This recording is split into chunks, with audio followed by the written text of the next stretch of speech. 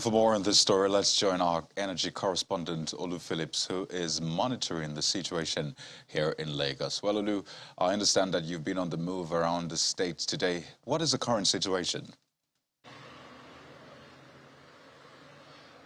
So, Kayode, good morning to you, good afternoon, good afternoon, wherever you are listening to us and watching us.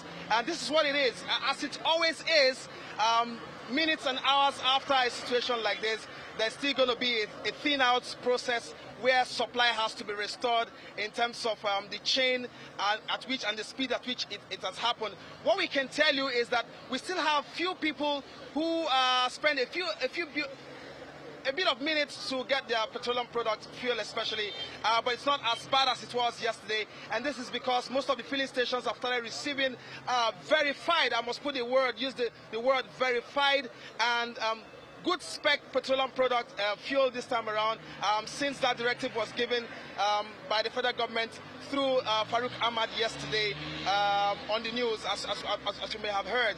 We are standing just close to Hayden filling station here in Alakbere, and the manager and the business manager here is telling me, Mr. Francis is telling me that they received about 45,000 liters just yesterday night, and as you can see, well, people are still struggling a bit to get the product, but that's not to say that the product isn't available. These are two different things. Scarcity will mean that the product is not available, or there's a shortage of the product.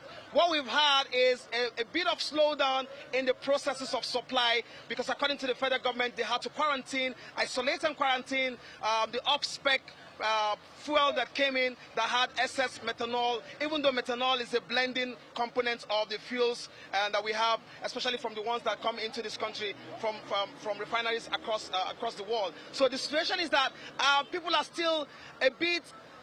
It's not a drive-in and drive-out situation, but the petroleum products are beginning to filter in and trickle into the fuel stations. Across the other side, also, you have another filling station that also have fuel, or one to be precise. But you see a few lines there, people trying to also get the product. They are massively trying to take care of the shortfall, I should say, and hopefully by the close of work today, if all things go well, the situation should have started normalizing. I'm also aware that the federal government, the president has dispatched the authority heads to Lagos. As we speak right now, I have it on good authority that they're having a closed-door meeting with the marketers, with the suppliers, and with the fuel marketers and the fuel attendants and all of those that are concerned as far as this process is concerned. That meeting is holding currently in Ikoyi, and we'll be bringing you updates from that meeting as soon as we leave this place. Kayode. Well, Olu, just one more thing. I know a lot of people might be hesitant to approach filling stations to buy petrol based on what we've seen in previous days. So what can you say about the confidence of people to buy petrol this morning from the experiences of some people who their vehicles have broken down as a result of the bad fuel? It's a potpourri, Kayode, I must tell you, to be very sincere, very frank, which is what we do here on Channels Television. It's a potpourri of feeling and potpourri of expectations.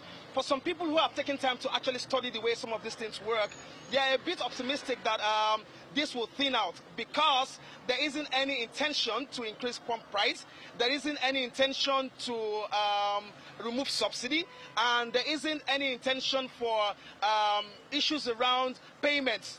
That could be a challenge. This is just clearly a situation where bad or off-spec products came into the country. The federal government quickly identified it as according to what they said and have isolated and tried to quarantine. Now, some of the other people we spoke to are just hoping that this is not something that takes us back to the past. Nobody wants to remember the days of sleeping in the fuel stations, the days of allowing street urchins to become the second supplier of choice by way of black market. We don't want to return to the dark days.